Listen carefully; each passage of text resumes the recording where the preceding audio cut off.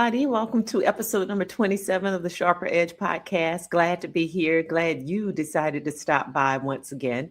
If you are a regular viewer of our podcast, thank you so much for being a part of it, for stopping in, for taking a little bit of your time to listen. I know time is valuable. You can be using it for a whole lot of other things, but you choose to stop by and hear what I have to say today. So I appreciate you. I really appreciate when I have guests to come in and to share their expertise and their viewpoints. Sometimes I get some, sometimes I don't.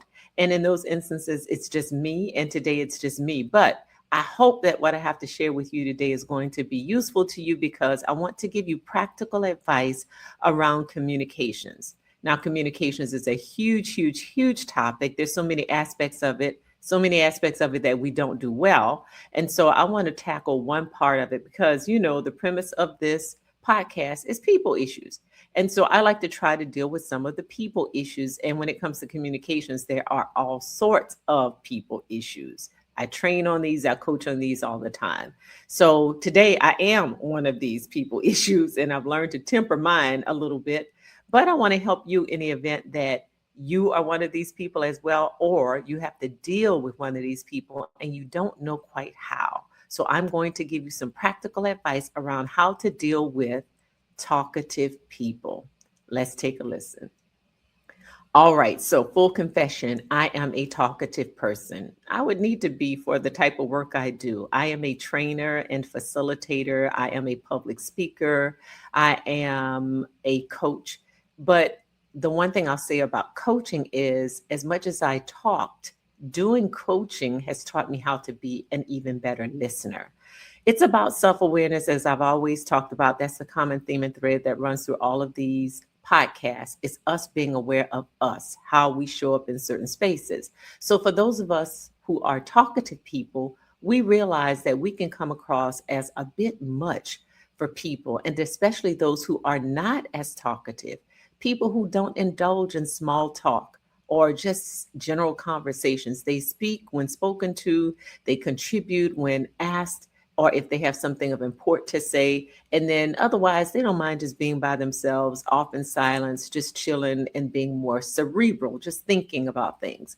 There are those like me who we think, but we think out loud a lot of times, and we want to involve other people in our thoughts, and we want to talk and we want to talk and we want to talk and we want to talk.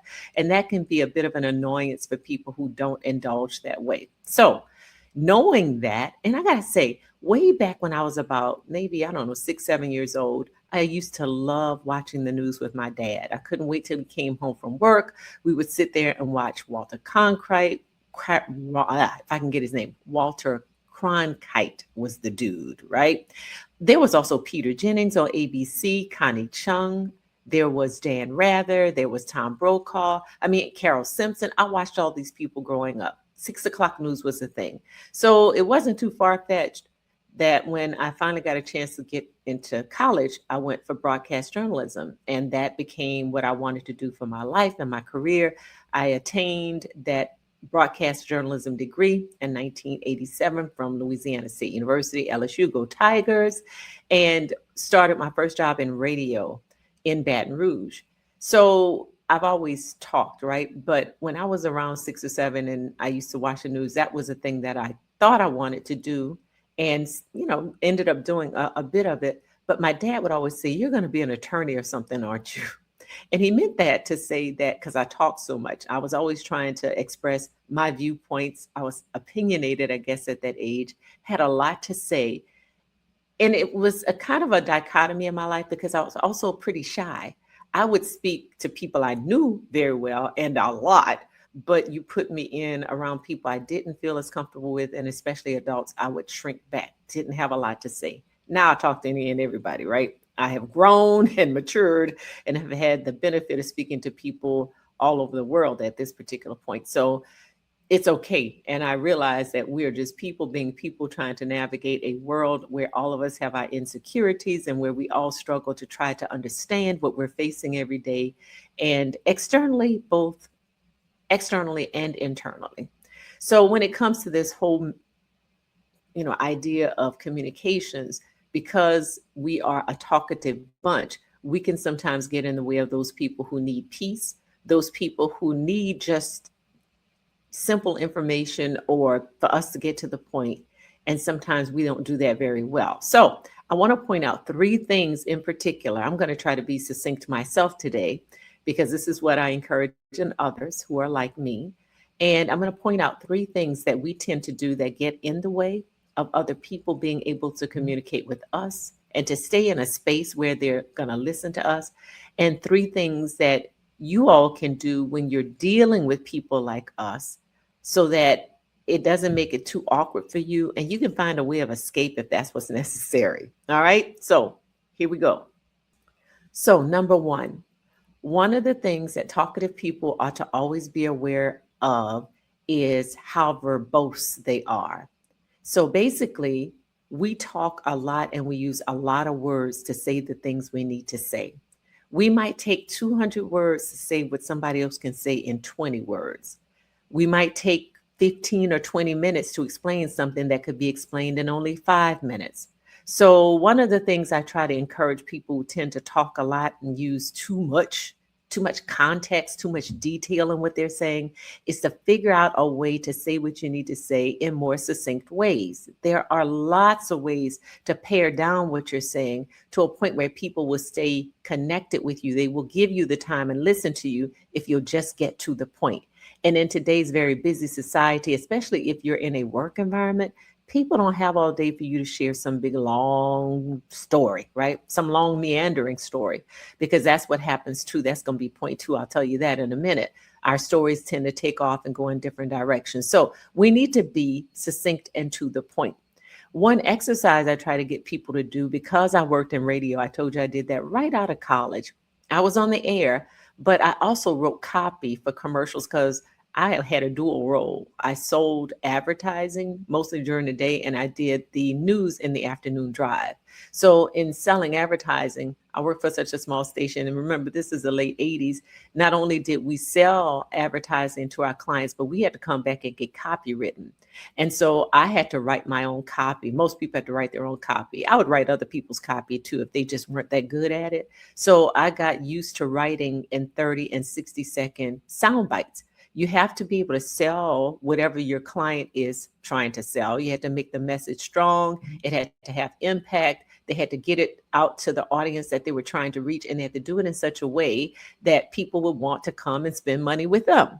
So I got, it was a good training ground for me in terms of getting to the point. And I learned to speak in that way as well. Very, very difficult thing to do, but it's a good practice. So I would offer to you, if you know you're one of those people who can be very verbose, write copy, write what you need to say in 30 seconds or 60 seconds as a means of helping you to pare down some of your comments. So, first of all, I would tell you, write everything you need to say at once. Give yourself some kind of prompt, some kind of conversation starter.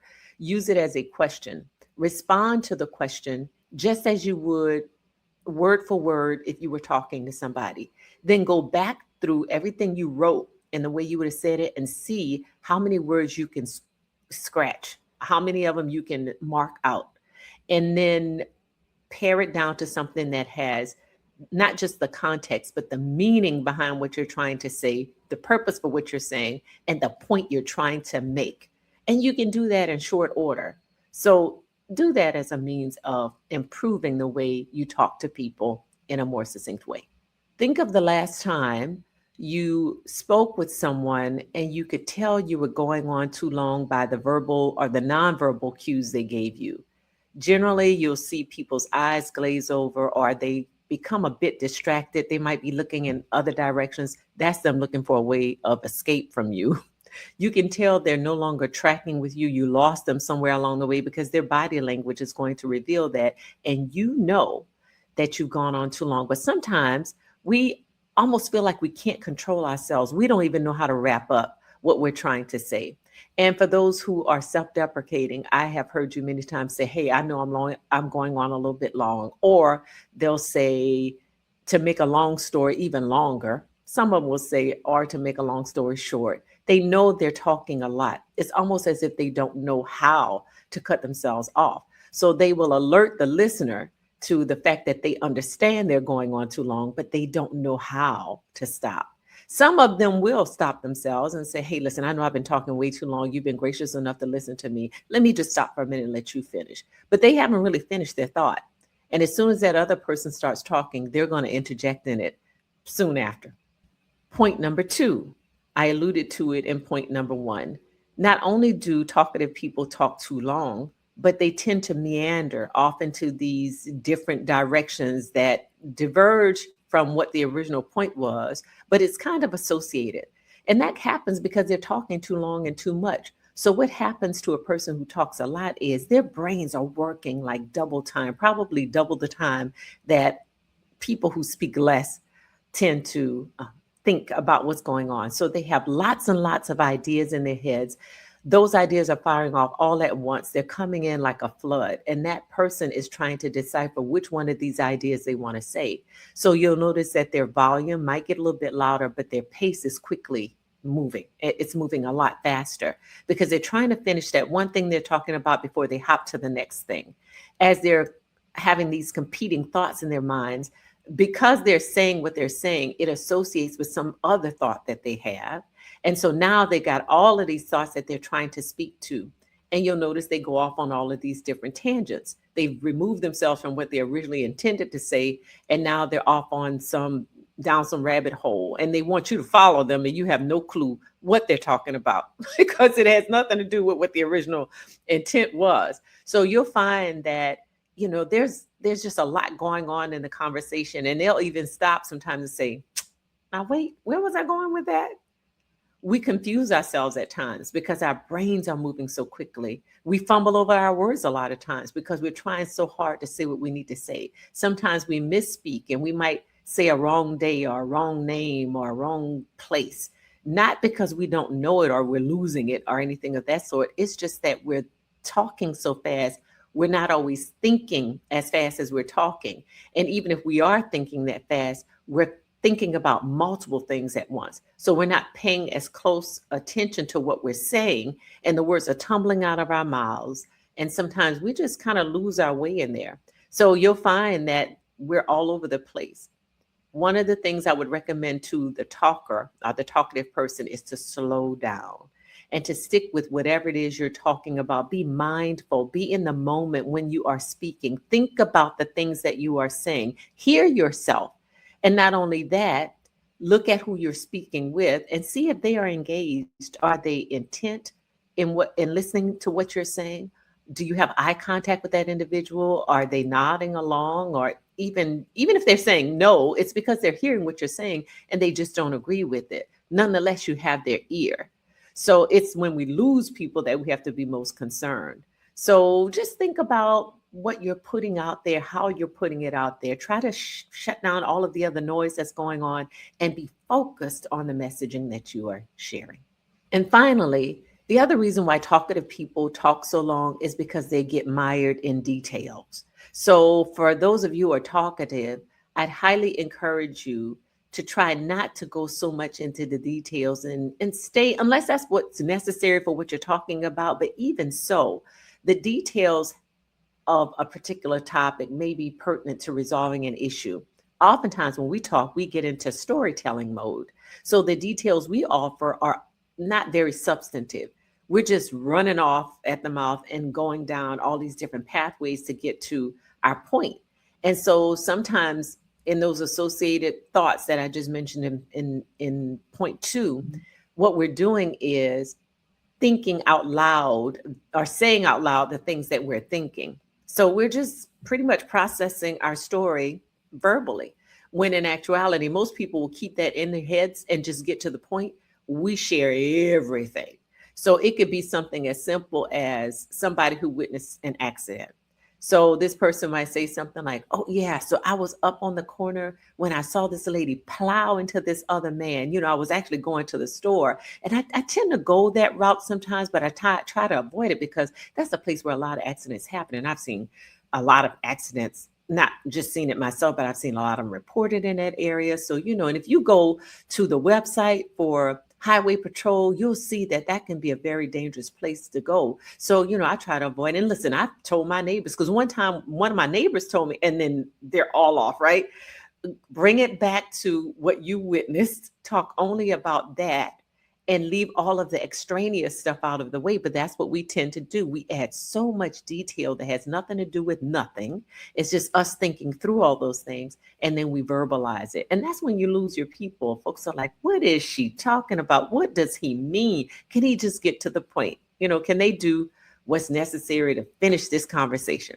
So for those of us who are talkative, stay focused. So, as a recap, I said to those of you who are talkative, make sure that you stay succinct in your messaging. Try not to be so verbose. Choose fewer words to get to the point that you need to say.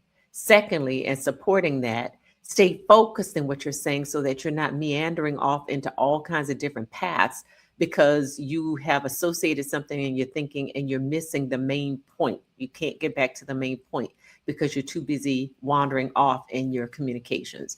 And the third point being, stop putting in so much detail, because those details are the things that make you move off into those pathways that don't have a whole lot to do with what we originally intended. Okay. For those of you who have to be the listeners to people like us who talk too much, and you're trying to be polite, you're trying to find a way of escape at the same time, here's what you need to do. We're okay if you tell us we're talking too much. That's how we know we talk too much, because not only do we feel it, but somebody along the way has told us. So we're very much aware, but we don't often do what we need to in order to make things better. So since that's the case with us, it's okay if you pull our coattails sometimes and say, hey, you know what? I realize you have a lot to say about this topic. How about we get to the main points? All right. Sometimes I tell people in a work environment to say, hey, listen, this looks like it's going to take longer than just a minute, because what happens a lot of times is, especially in a work environment, somebody says, hey, you got a minute? And then you say, yeah, sure. And that minute turns into 20 minutes. So when they start going off on these tangents, say, hey, listen, it sounds like this is going to be longer than we first thought. So how about you make a schedule or get on my calendar and we'll get together and have a sit down to talk about this further. All right. Or you can just, play a game with them like a lot of people would do and look at your watch real fast, or say, hey, you know what? I forgot. I got a meeting coming up soon. I'd be, glad to talk to you about this at another time, but I got to run. If that's a fib, that's game playing. But if you just don't want to hurt somebody's feelings and you just got to make an excuse, do what you need to go. But I prefer direct communications. I prefer somebody to just tell me straight up, because we know this is an issue for us and we just need you to tell us. We'll lock it down and we'll be more cognizant of it the next time. Hopefully, all of these little tips helped you. I hope you enjoyed this small and short podcast this week. It's a little bit late, sorry, but hopefully, this was substantive enough that you'll forgive me and that you'll come back next week for episode 28, when we'll be talking about something really important in terms of the state of our government, not our government only, but our nation as a whole, the state of us as a society that's being led by a government that has not yet learned how to unify us. So I want us to talk about why we are struggling to be connected to one another. Come back and see me.